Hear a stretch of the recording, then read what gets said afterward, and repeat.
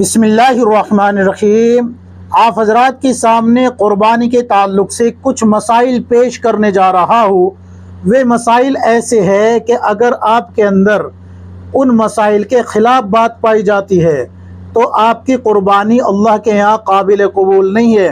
और अगर आपने बड़े जानवर में हिस्सा लिया हुआ है और आपकी उस ख़ता की वजह से या आपके किसी और साथी के अंदर वो कमी पाई जाती है तो फिर तमाम जितने भी 7 हिस्सा लेने वाले हैं, उसमें 7 कुर्बानी करने वाले हैं बड़े जानवर में, उनमें से किसी की भी कुर्बानी अदा नहीं होगी, सबकी ज़ाया हो गई।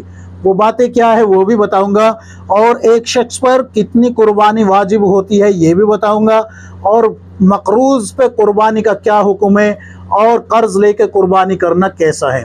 तो सबसे पहले मैं आप हज़रात के सामने ये बात रख देता हूँ कि किसी पे कितनी कुर्बानी वाजिब होती है, यानी कि एक शख्स पर कितनी कुर्बानी वाजिब होती है। तो इसके 2 माने हैं। एक तो ये कि पूरी ज़िंदगी में कितनी कुर्बानी वाजिब होती है, एक ये कि हर साल कितनी कुर्बानी वाजिब होती है।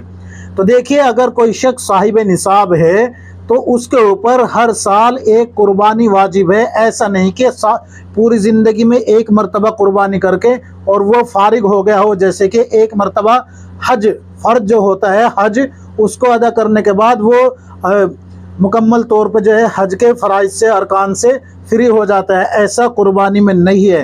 कुर्बानी का मसला ये है, जिस तरीके से हर साल साहिब निसाब को ज़कात अदा करनी होती है, सदक़तुल फ़ितर अदा करना होता है बेआइन ही, इसी तरीके से कुर्बानी भी उसको हर साल अदा करनी होती है, यानी कि उसको कुर्बानी भी करनी होगी। तो ये तो हो गया कि कितनी कुर्बानी करनी है और कितनी नहीं करनी है। दूसरा मसला कि अगर कोई कर्ज़ लेके कुर्बानी करे तो उसके बारे में क्या हुक्म है। तो देखिए, अगर कोई साहिब निसाब है अशिया के एतबार से, सोना है, चांदी है, मकान है, घर के अंदर ज़रूरत से ज़ायद सामान है, गाड़ी है ज़रूरत से ज़ायद, मिसाल के तौर पे 2 गाड़ी है, एक आपके बराबर काम में आ रही है और दूसरी खड़ी रहती है, 2 मोबाइल है, एक से आप बराबर काम ले रहे हैं और दूसरा बस यूं ही पड़ा रहता है, और उसकी इन सब चीज़ों की कीमत, अगर आपकी इस सारे सामान की कीमत, प्लाट, मकान वगैरह सब लगा के अगर आप 52.5 तोला चांदी के मालिक बन जाते हैं तो आप साहिब निसाब है, लेकिन आपके पास कैश नहीं है। तो इस हालत में आप कर्ज़ लेके कुर्बानी कर सकते हैं। वो आप कर्ज़ अदा कर दे बाद में उसका, तो आपकी कुर्बानी बिल्कुल दुरुस्त होगी। लेकिन अगर कोई साहिब निसाब ना होने के बावजूद कर्ज़ लेके कुर्बानी कर देता है तो कुर्बानी उसकी अदा हो जाएगी, लेकिन उसके लिए बेहतर नहीं है कर्ज़ लेके कुर्बानी करना।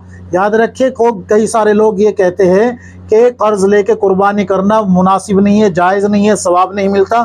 तो ऐसी बिल्कुल कोई बात नहीं है। जिसने कर दी है उसको सवाब भी मिलेगा, लेकिन बेहतर नहीं है कि आप कर्ज़ उठा के कुर्बानी अदा करें। समझ लीजिए इसको अच्छे तरीके से। मकरूज़ के बारे में क्या हुक्म है। अगर किसी के ऊपर कर्ज़ है और वो साहिब निसाब नहीं है और वो कुर्बानी करना चाहता है, तो देखिए, जब वो साहिब निसाब ही नहीं है तो उसके ऊपर कुर्बानी भी वाजिब नहीं है। उसके लिए मुनासिब ये है कि वो कर्ज़ उतारने की फ़िक्र करे, कुर्बानी के चक्कर में ना पड़े। शरीयत का हुक्म यही है।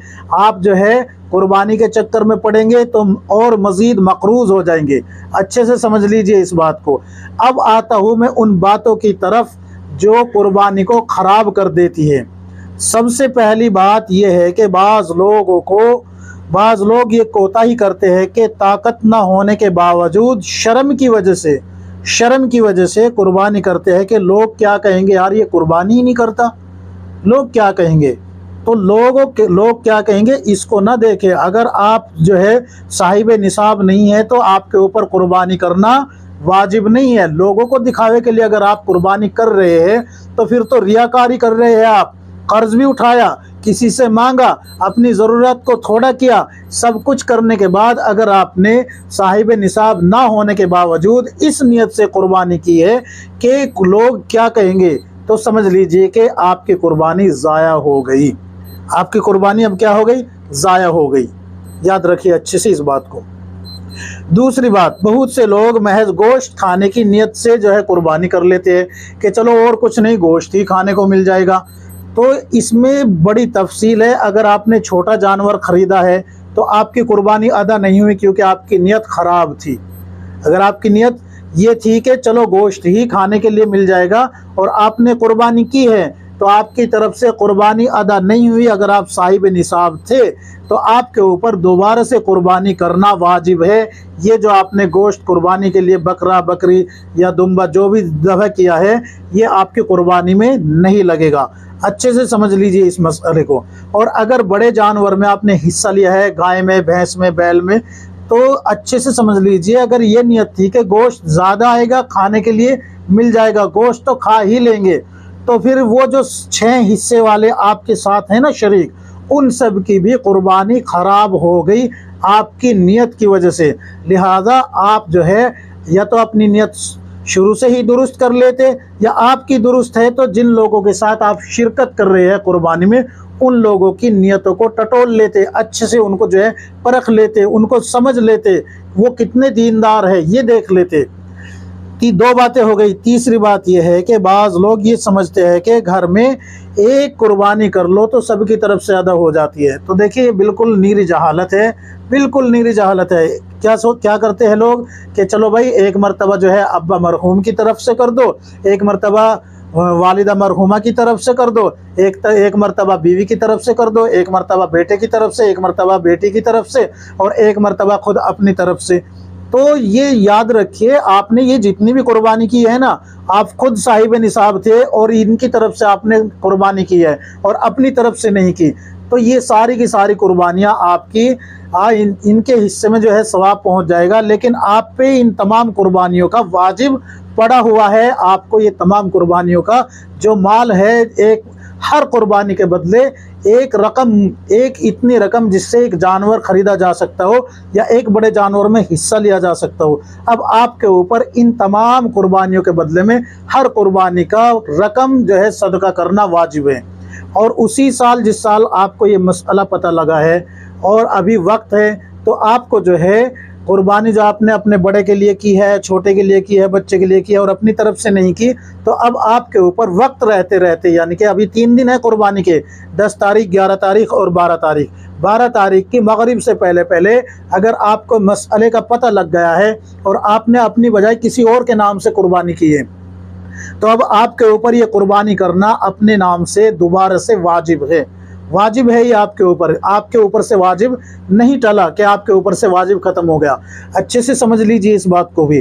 तीसरी और अहम बात ये कि अगर बीवी साहिब निसाब है तो उस बीवी की तरफ से अलग कुर्बानी होगी, और शोहर साहिब निसाब है तो शोहर की तरफ से अलग कुर्बानी होगी।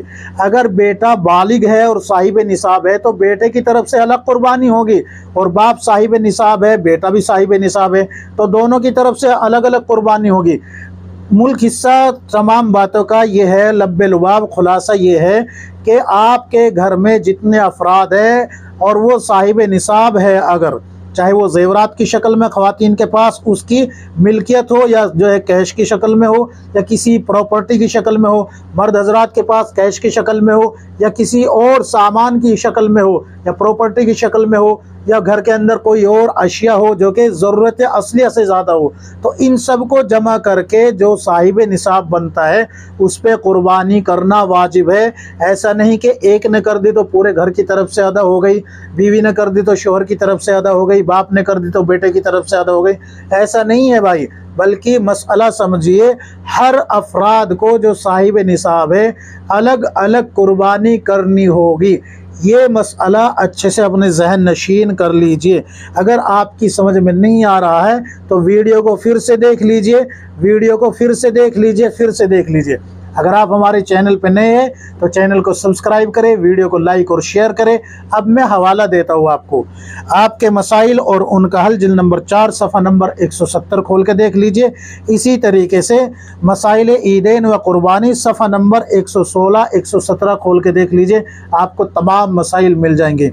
अल्लाह तबारक व तआला हम सबको किताब व सुन्नत के मुताबिक ज़िंदगी गुजारने की तौफीक अता फ़रमाए।